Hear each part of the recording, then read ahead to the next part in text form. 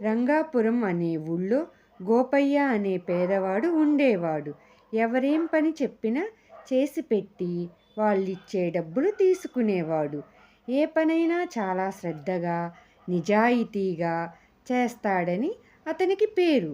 ఒకసారి గోపయ్యను ఆ ఊరి జమీందారు పిలిచి తన దగ్గరున్న పడవకు రంగులు వేయమని, అందుకు 50 రూపాయలు ఇస్తానని చెప్తాడు.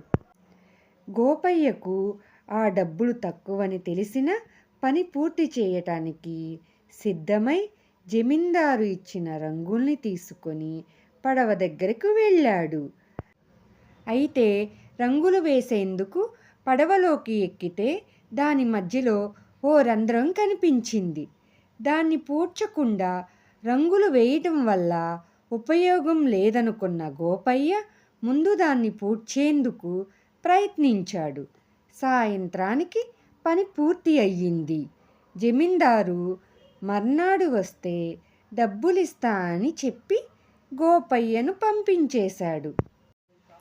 మర్నాడు జమీందారు కుటుంబ సభ్యులంతా ఆ పడవ ఎక్కి ఊరవతలకు వెళ్ళారు.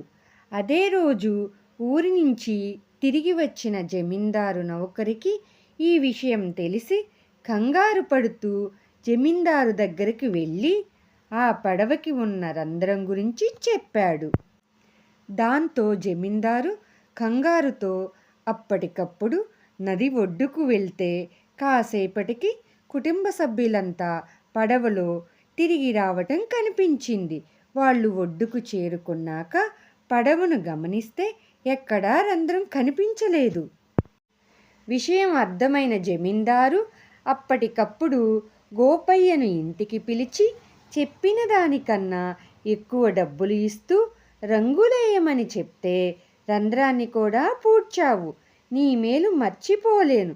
నీ వల్లే ఈ రోజున నా ఇంట్లో వాళ్ళు ప్రాణాలతో బయటపడ్డారు అని పొగిడాడు. అలా గోపయ్య మంచితనం ఊళ్ళో వాళ్ళంతా మరోసారి తెలుసుకొని అతడిని అభినందించారు. Please like and subscribe, friends. Please. పెడతాను ఇది కూడా ప్రాబ్లం.